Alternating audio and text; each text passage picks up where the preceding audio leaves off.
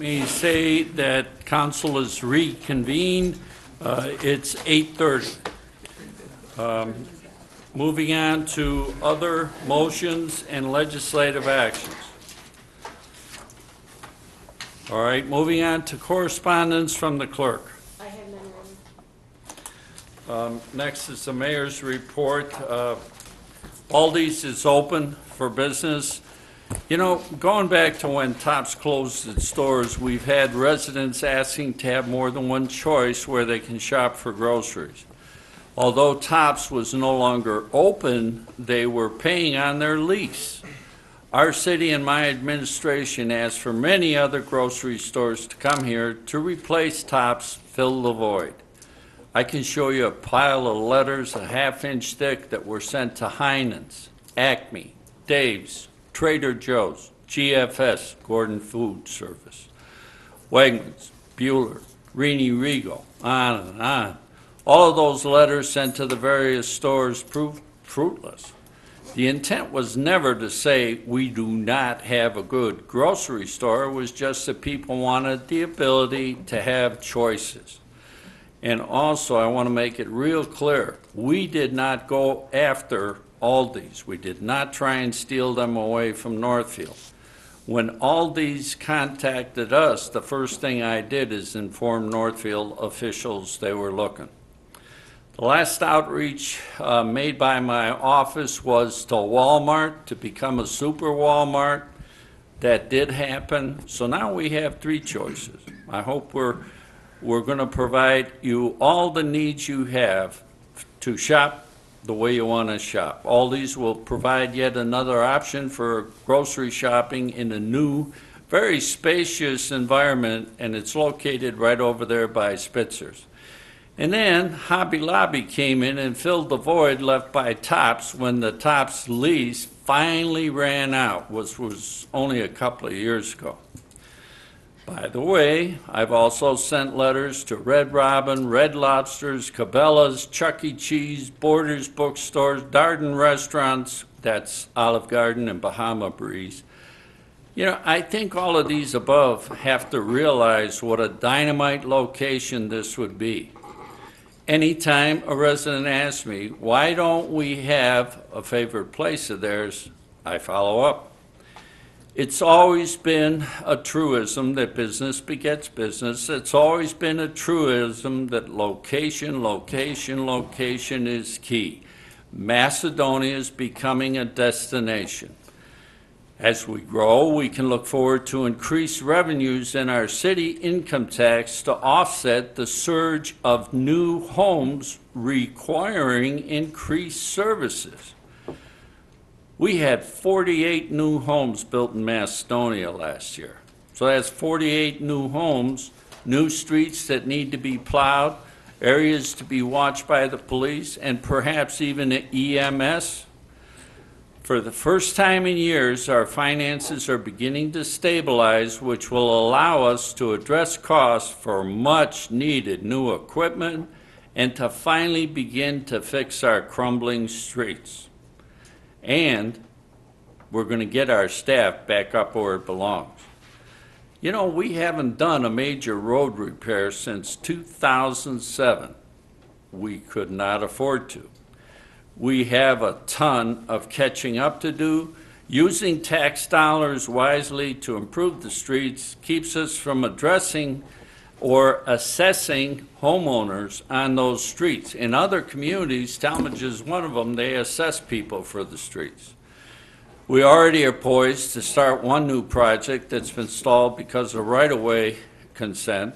Shepherd Hills Boulevard will hopefully be the first in a long line of very necessary upgrades to our streets and stormwater systems. Our engineering department also has multiple projects moving forward, such as sewers on Florence and Shepherd, and having Route 8 limited access highway designation taken away. That way we can enjoy another access to Chick-fil-A and all of the businesses in the JED we have with Northfield Center. Besides being a plus for accessing the stores there for the consumers, it will allow the existing stores or any new stores there to flourish. This will lead to further revenue for our city other than taxes. I will be meeting with the city of Cleveland in early February to let them know the concerns we have with their rates and service. I've already notified them of our ability to get Akron water. I'm told the Coca-Cola plant on Highland Road has already switched from Akron or to Akron water from Cleveland, and Westlake is always, also trying to discontinue servicing from Cleveland Water. I can go back a couple of years, and when we were first being threatened by the NEORSD as far as stormwater rates, man, just like that, they threw out there, you either pay these rates or we're taking away your city water. What? I mean, that's bureaucracy run wild. This alone increases the need to explore the choices.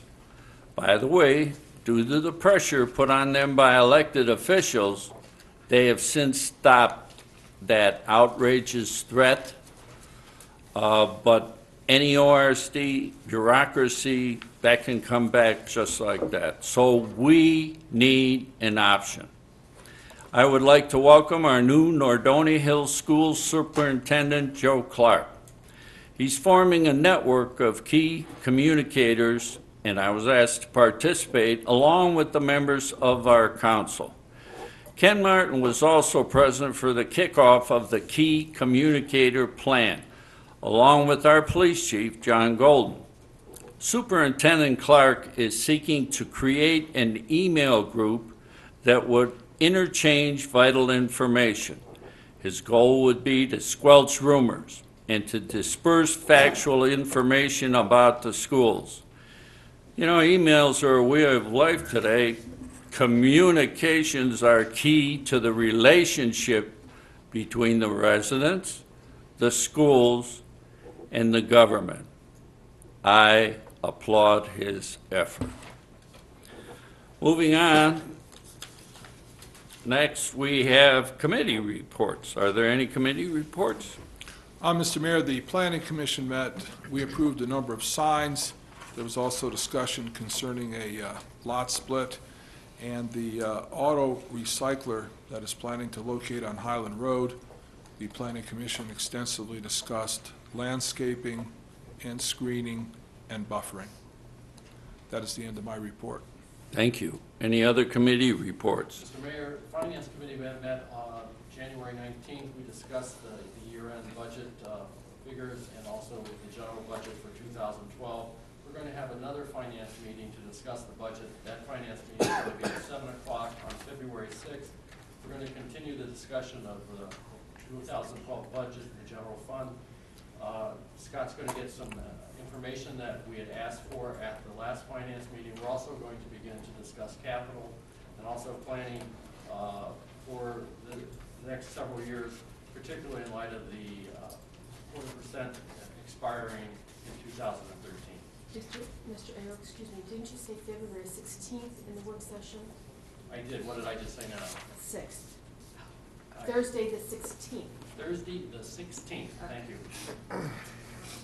Are there any other committee reports? Moving on, well, let's start with Mike while Jim runs back. Mike, do you have any department report for us tonight? Yes, we received plans for Dunkin' Donuts. We're reviewing them for both building engineering. We're working on state totals still. Council should have a packet for all of the building, engineering, planning, and zoning totals for 2011. If you have any questions with those, give me a call. Thanks. Very good. Jim? Yeah, service crews are obviously doing snow removal, pothole patching, and we're also doing some street tree trimming. The reason we're doing that is back in October of 2006, council passed an ordinance, a community tree care ordinance, and there was already ordinances in place to keep the trees trimmed 15 foot off the surface of the roadway on the street side and 12-foot height on the sidewalk side. and that didn't seem to be being taken care of. So we did have a arborist on staff, and we decided to use his skills. So we just recently finished the Park Ledge area, and we'll be in the Crow area on various streets. We are going to put up notification signs on the streets that we're at in case people have questions there to call our office, and we'll let them know what we're doing and why. And that's all I have. Very good. And by the way, nice display outside council chambers depicting what we do for stormwater, some of the problems that we have. It's going to stay out there for a bit, so if you get a chance, take a look at it. If you look at a lot of the pictures, it's of the creek and a lot of debris, which ends up being carried by the creek into blocking our culverts. You know, folks, if you live near the creek, we really would appreciate it if you'd dispose of your branches or any garbage that you have in a way such that in case we get a horrendous downfall, it doesn't all wash down and block the culverts, and then that ruins it for everybody. Angela. I'd just like to remind everyone and invite everyone to come out and attend our first Nordonia Hills Community Health Fair. This is sponsored by Crossroads Chiropractic as well as the Parks and Recreation Department on Saturday, February 4th from 9 a.m. to 1 p.m. That will take place in the rec center. We will have complimentary chair massages, children's activities, there will be raffle drawings, and we will have free screenings. Just a few of them. We have a lot of screenings scheduled. We have spinal screenings, cholesterol, body mass index, glucose, blood pressure, and we have shoe fittings as well to find proper footwear for fitness, for your workouts, running shoes, shoes that you'd wear for any kind of fitness activities. So this is free and open to the public, so I hope to see everybody there. And again, that's Saturday, February 4th. Very Thank you. good. Scott. No report at this time. Thank you. Tim. Mayor, I forwarded you and council our call totals for the year 2011. It will be also in the messenger, but just to run down a couple, we had 1,507 calls in 2011. 1,043 were EMS, 52 were carbon monoxide calls, including 109 MVAs also in that number. So our mutual aid was pretty steady going out and coming in. We provided 71 mutual aid out calls, and we received 62 calls. So our collections for Boston Heights and also EMS was just over 357,000. That was up from 342,000 in 2010. So if there's any questions on what I set out to council or what's in the messenger, contact me and I'll be happy to answer them. Chief, the mutual aid that we receive, was that EMS for like an additional third ambulance, or was it for like structure fires? You know what I'm saying? Well, mostly it's second and third calls Okay. that we're having. A lot of them are MVAs. So it's multiple calls are coming in, we're needing help. Yeah. Okay. Yeah, if we could schedule them, it would be great, but unfortunately, we can't schedule our calls when people call in. So, second, a lot of times we can provide a second squad, but after that. So it wasn't for can, large scenes, it was for multiple things going on throughout the city? Yes. Okay. So all of those are 911 calls. 911. Yeah, the fire department very rarely goes on non-emergency calls. When people call the fire department, it's usually an emergency. We don't go out for non-emergency calls very often.